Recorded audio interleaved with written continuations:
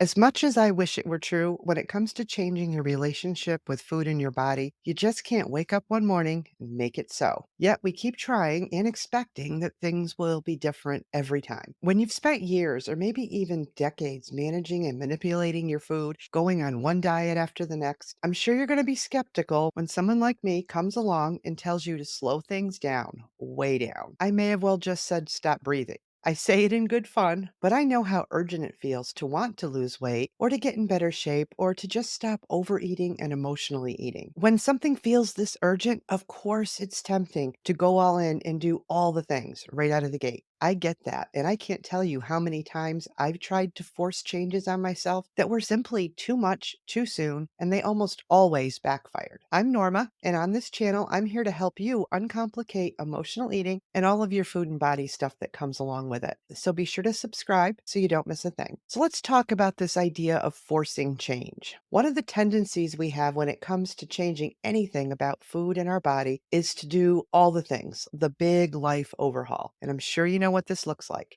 You clean out your kitchen of all the bad stuff, and then you bring in all the good stuff. Big sweeping change all at one time. When you do this, you're basically forcing yourself to follow the rules of whatever the diet is that you're starting now. So you force yourself to eat the right things, even if you don't like them. And you force yourself to not eat when that's really all you want to do. So there's lots and lots of forcing going on. Same thing happens with movement. We go from 0 to full on 60-minute hard workout at the gym with the intention of repeating it every single day. And again, forcing ourselves into doing something that we may not be physically or emotionally ready to do. So it's no wonder we end up going back to doing whatever the familiar and comfortable was. When you force the big life overhauls, it's literally a system overload, and our brain and our body just says, nope, I'm out.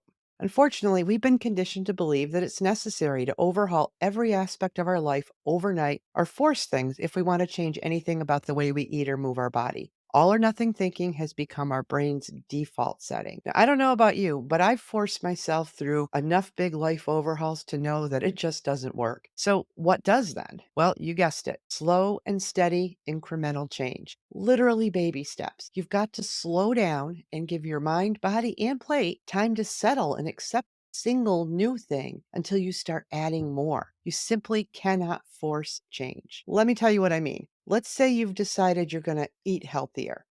Now, instead of waking up Monday morning and declaring, I will only eat healthy foods from now until the end of forever, you introduce one, and yes, I said one, fruit or vegetable or whatever that healthy food is you want to include. Just introduce one thing, and you keep repeating that one thing until it becomes something you just do without thinking. And then you add another thing, and then repeat that process. One thing, one serving at a time. And the same goes for movement. If you currently do no exercise at all, deciding you're going to go to the gym every day at 5 a.m. for a 1 hour workout is probably going to backfire after a couple of days. Instead, pick something like walking or yoga that you can do for 10 minutes. That's it, just 10 minutes until your body tells you, okay, let's level this up. Now, don't worry, you will know when that time comes. And then you can add a little bit more. Maybe you increase the time to 15 or 20 minutes, or you add in 10 minutes of a different activity. And then you just rinse and repeat. That's how you become consistent and build new habits. No matter how hard you try, you will never be able to just flip the switch and make it so, because you're not Jean-Luc Picard and this isn't the Enterprise. So let's wrap this video up. But first, if you're finding this helpful, please be sure to like and subscribe. So now that you know that changing your relationship with food in your body isn't something that you can force, and the small incremental changes are the best path to making lasting change, pick just one thing that you'd like to work on this week.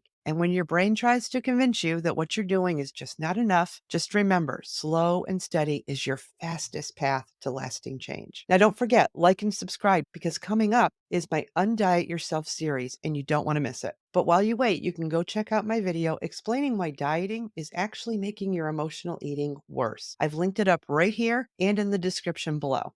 So thanks for listening, and I'll see you next time.